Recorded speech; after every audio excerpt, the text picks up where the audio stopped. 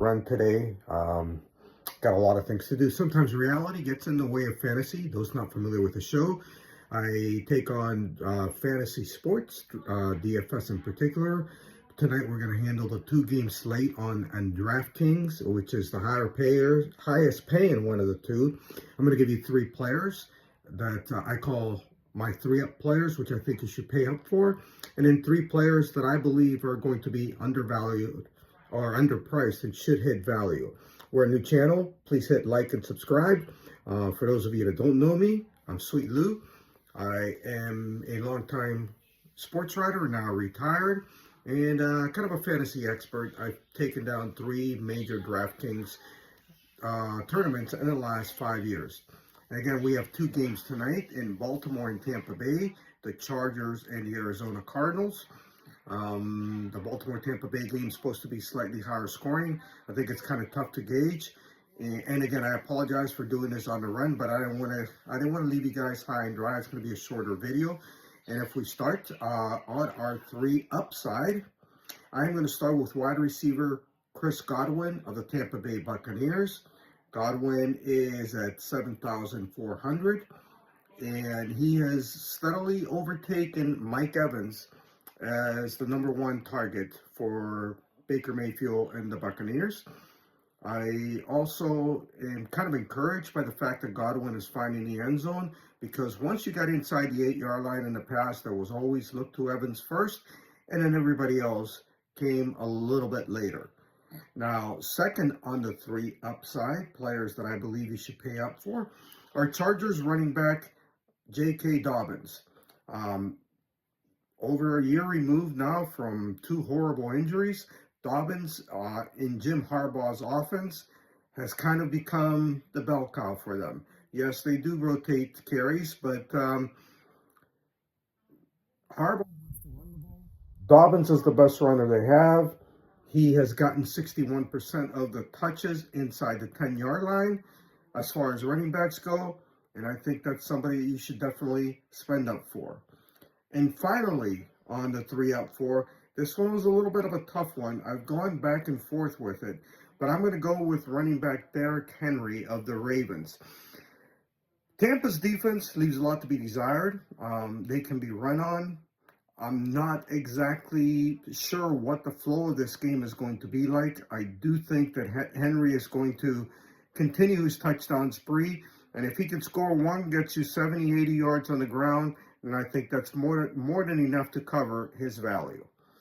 Now, on the 3-down side, real quickly once again, I apologize for this being a shorter video. I still hope you hit like and subscribe and win lots of money today. On the 3-down side, here's the interesting one, and this is the one I kind of struggle with.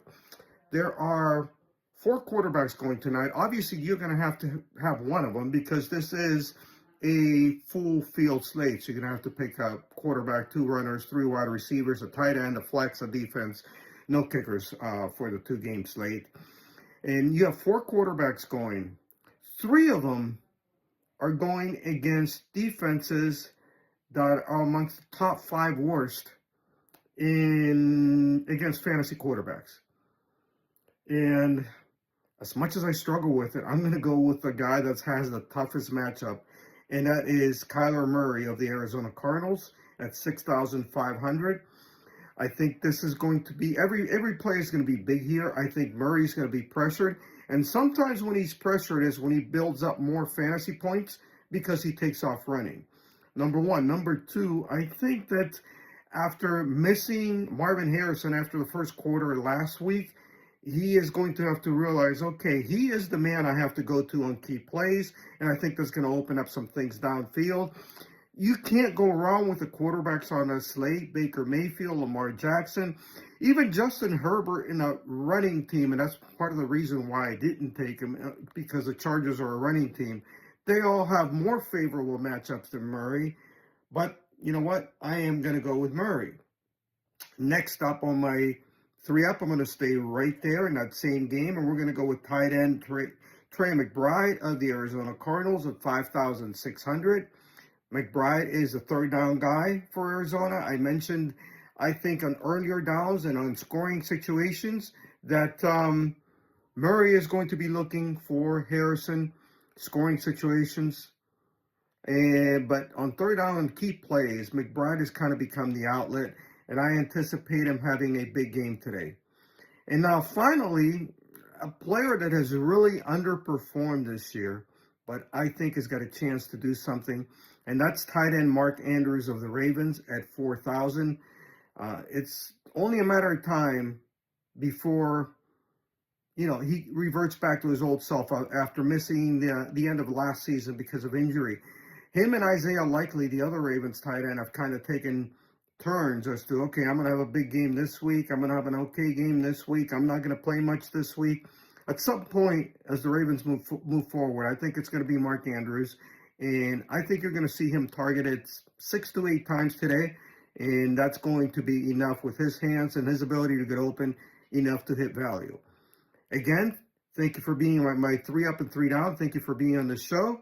And please hit like and subscribe. I apologize once again for this being a quick video. But like I said, sometimes reality gets in the way of fantasy. And I hope you win lots of money tonight. Thank you.